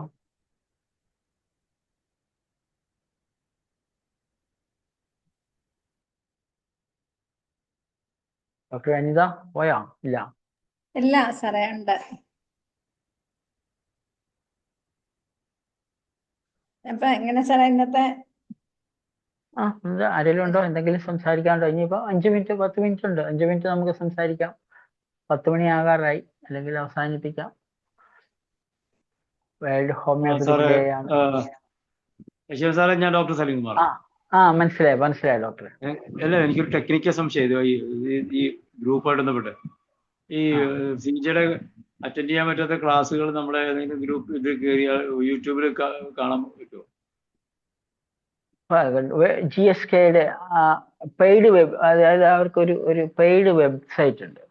അതല്ല, ഇപ്പൊ നമ്മൾ കഴിഞ്ഞ ആഴ്ചയൊക്കെ നടത്തിയില്ലേ, അതൊന്നും എനിക്ക് പറ്റില്ല, ഞാൻ ഒരു കല്യാണം അങ്ങനെ അതൊക്കെ നമുക്ക് വീണ്ടും കാണാൻ അതല്ല, അത് ഇപ്പൊ ഈ പ്ലാറ്റ്ഫോമിൽ നടന്നത് ഡോക്ടർ അനിതയുടെ ഒരു അതെ സാറേ, നമുക്ക് എല്ലാം കിട്ടുവേ, എല്ലാം പക്ഷെ അങ്ങനെ പറഞ്ഞു. പക്ഷെ പുള്ളി പറഞ്ഞ എന്തോ ഒരു പേര് പറഞ്ഞു, ആ പേര് ഞാൻ നോക്കിയിട്ട് കണ്ടില്ല അന്ന്.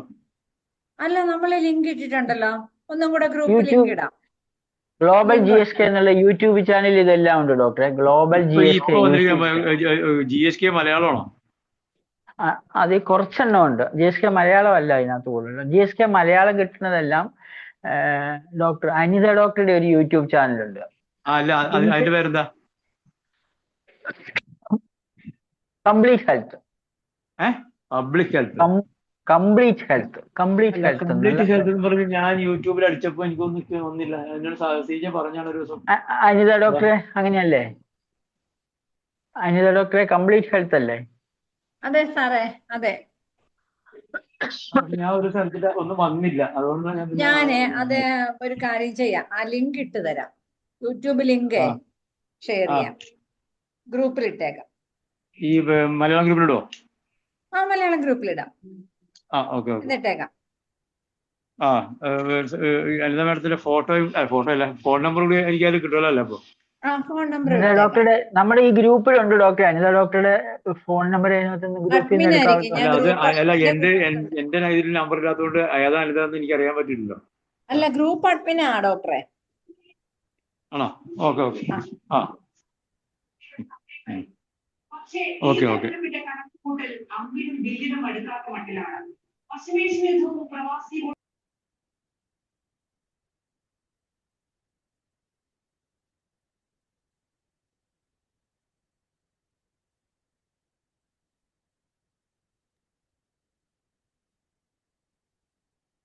അപ്പൊ അനിത ഡോക്ടറെ നമുക്കപ്പം സെഷൻ ഇന്നത്തെ എൻഡ് ചെയ്യാം. അപ്പൊ എല്ലാവർക്കും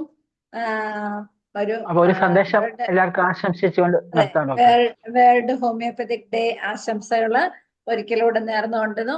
അവരൊക്കെ പാർട്ടിസിപ്പേറ്റ് ചെയ്ത എല്ലാവർക്കും ഒരിക്കൽ കൂടി നന്ദി അറിയിക്കുന്നു. സെസർ ഡോക്ടർ നല്ല കുറെ ടിപ്സുകൾ നമുക്ക് പറഞ്ഞു തന്നിട്ടുണ്ട്. കോൺഫ്ലിക്റ്റ്, സെൽഫ് ഡിവാലുവേഷൻ പറഞ്ഞു ഡോക്ടർ, ടെറിട്ടോറിയൽ കോൺഫ്ലിക്റ്റ് പറഞ്ഞു, പിന്നെ സെപ്പറേഷൻ കോൺഫ്ലിക്റ്റ് പറഞ്ഞു. അപ്പൊ ഏകദേശം 3 എണ്ണമെങ്കിലും നമുക്ക് മനസ്സിലാക്കാൻ പറ്റും. അത്രയും സാറ് തറവായിട്ട് നമുക്ക് പറയാൻ നിർത്തുന്നതുകൊണ്ടെന്ന് തോന്നുന്നു. എല്ലാവർക്കും നല്ല ഒരു ഇൻഫോർമേറ്റീവ് സെഷൻ ആയിരുന്നു ഇന്നത്തേത് എന്ന് പറയുന്നതിൽ ഒട്ടും പ്രബോധനയില്ല. അപ്പം thank you Sasidharan doctor. Thank you all. Good night. Good night. Good night all.